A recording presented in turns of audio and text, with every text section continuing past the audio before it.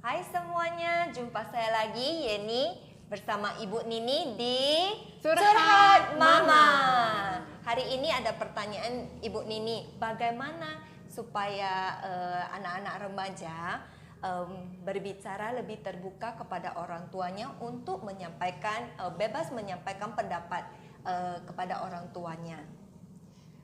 Anak itu terutama remaja enggan bicara kepada orang tua biasanya karena dia merasa orang tuanya kurang peduli atau orang tuanya itu sering marah, sering kritik, sering berprasangka negatif atau dia khawatir akan reaksi dari orang tuanya. Misalnya ketika dia melakukan kesalahan, orang tuanya memberikan hukuman yang berat begitu. Kalau ada kiat-kiatnya nggak, Bu? Ya, kali ini kita mau sharing ya, Mams. Gimana supaya remaja itu bisa lebih terbuka ya kepada orang tuanya. Nah, poin pertama itu buat anak itu merasa nyaman ketika bicara dengan orang tuanya. Tidak ada merasa curiga atau apa? Ya, jadi itu kita yang bangun kepercayaan itu. Oke. Kita yang mulai. Jadi kita bisa mulai dengan menceritakan keseharian kita. Jadi misalnya bagi mam yang bekerja, mam bisa ceritakan hal-hal lucu yang terjadi di kantor, atau mam bisa ceritakan misalnya, oh hari ini ada teman mam yang sangat sedih perasaannya karena kehilangan dogi kesayangannya. Jadi anak itu paham bahwa it's okay untuk mengekspresikan perasaannya. Nah, sesudah kita bicara, kita berikan waktu anak untuk bicara juga. Pertama-tama ya tentang keseharian. Nanti kalau sudah terbiasa, jadi ketika dia ada masalah atau dia lagi down, dia akan sampaikan ke kita, dia akan bicara ke kita. Berarti anak-anak udah merasa nyaman. Iya, dia sudah merasa terbiasa dan nyaman. Nah, disitulah kita bantu dia cari solusi. Oke.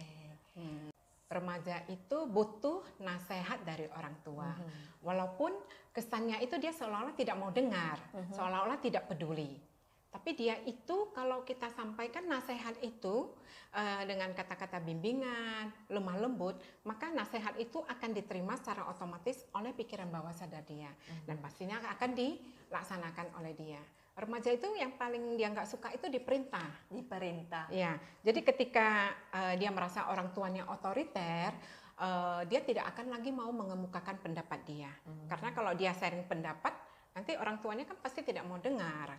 Jadi kalau seperti zaman nenek saya dulu itu, kan mereka itu kalau kita anak kecil menyampaikan pendapat atau anaknya menyampaikan pendapat, dia selalu bilang gini, kamu masih kecil, saya makan garam lebih banyak dari kamu makan nasi. Nah, kalau sudah dia bilang begitu, kan sudah tak terbantahkan. Jadi tutup mulutnya. Jadi kalau sharing sama nggak mau sekali. sharing lagi. Nah, yang pepatah dulu itu sudah nggak berlaku ya, Mam. Nggak berlaku, Mam. Poin berikutnya itu dengarkan. Ya. Nah, benar-benar dengarkan ketika anak itu lagi bicara. Jadi kita jangan tergesa-gesa memotong pembicaraan dia di tengah. Jadi kita anggaplah serius pembicaraan ini. Supaya anak itu juga merasa dihargai. Oke. Kalau Ibu Nini boleh sharing nggak menurut sudut pandang dari anak-anak remaja?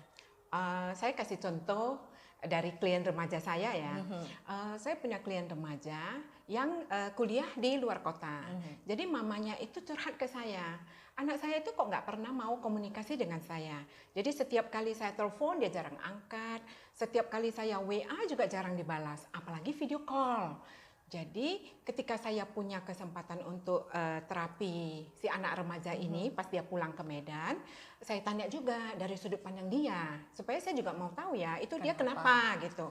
Jadi saya tanya, kenapa kamu nggak mau komunikasi sama mama kamu? Kan mama kamu khawatir. Oh, tante, saya bukan tidak mau komunikasi sama mama saya. Tapi setiap kali mama saya WA atau telepon, maka dia mengomelin saya dari A sampai Z. Jadi pernah dulu saya video call sekali dengan mama saya, itu saya kelihatan kurusan. Dan dia langsung ngomel, oh saya tidak makan dan sebagainya, dan vitamin A sampai Z itu semua. Jadi ini cowok atau cewek? Cowok. Cowok. Cowok. Okay. Jadi selama itu saya nggak pernah lagi video call. Nah, jadi kita juga harus pahami anak dari sudut pandang remaja itu. Jadi cara penyampaian itu memang penting ya. Penting sekali. Ya, terbuka itu bukan berarti anak itu harus sampaikan semua kejadian yang dialami kepada kita.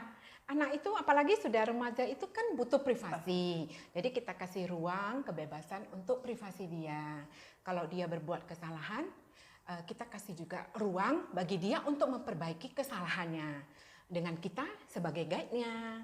Demikian, Mams. Demikianlah Curhat Mama. Kalau ada apa-apa, cerita ke aku ya. DM ya, Mams.